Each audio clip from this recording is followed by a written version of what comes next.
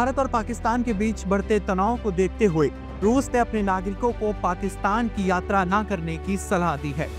ये चेतावनी सीधे तौर पर रूस की एम्बेसी द्वारा जारी की गई है। ये दर्शाती है कि हालात कितने गंभीर हो सकते हैं।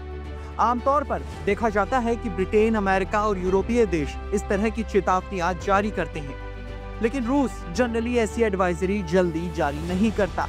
लेकिन जब रूस ऐसा कदम उठाता है तो ये बताता है कि उनकी इंटेलिजेंस एजेंसियों को कुछ ना कुछ ठोस इनपुट जरूर मिले हैं। भारत पाकिस्तान के बीच नियंत्रण रेखा LOC पर फायरिंग की घटनाएं और बढ़ गई है और सीज फायर तो अब मानो एग्जिस्ट ही नहीं करती। वायुसेना ने आक्रमण नामक एक युद्ध अभ्यास भी शुरू किया है। कुछ रिपोर्टों में दावा किया जा रहा है कि भारतीय फाइटर जेट्स इस समय पाकिस्तान के मिसाइल डिफेंस सिस्टम की लोकेशन का आकलन कर रहे हैं। वहीं दूसरी तरफ अमेरिका और इजराइल के मिलिट्री कार्गो विमान की भारत में लैंडिंग की खबरें सामने आई हैं। हालांकि इसमें कौन से हथियार लाए गए हैं इसकी जानकारी सार्वजनिक नहीं की गई है। इन घटनाओं से यह अंदाजा लगाया जा रहा है कि भारत किसी बड़े सैन्य कदम की तैयारी कर रहा है। पाकिस्तान के रक्षा मंत्री और विदेश मंत्री भी आक्रामक बयान दे चुके हैं।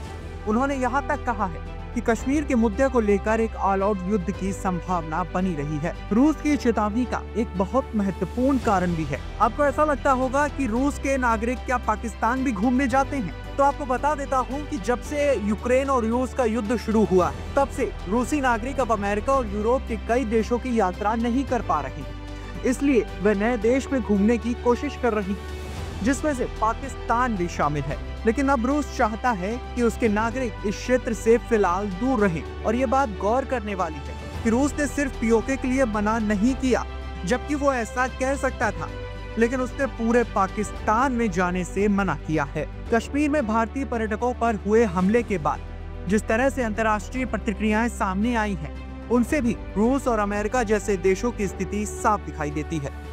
रूस और अमेरिका उन टॉप लीडर्स में थे जिन्होंने इस हमले की कड़ी शब्दों में तुरंत निंदा की थी। अमेरिका में तुलसी गबार्ड जैसे प्रभावशाली नेता ने खुलकर भारत का समर्थन किया और इस्लामिक आतंकवाद के खिलाफ सख्त बयान दिया है।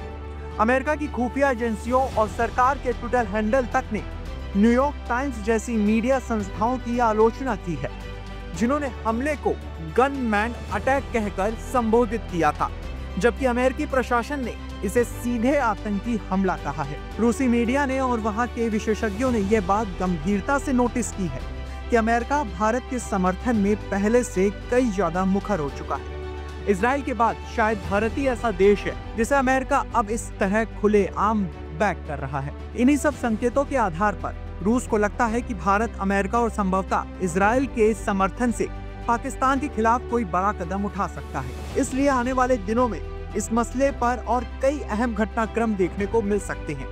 ऐसी अटकलें भी लगाई जा रही हैं कि जल्द ही ब्रह्मोस मिसाइल या अन्य सैन्य तकनीकों को लेकर कुछ बड़ी खबरें सामने आ सकती हैं। इस तरह की और वीडियोस देखने के लिए हमारे YouTube चैनल को सब्सक्राइब करें, बेल आइकन दबाना ना भूलें। यदि आप हमारा ये वीडियो Facebook पर देख रहे हैं तो पेज को लाइक और फॉलो जरूर करें।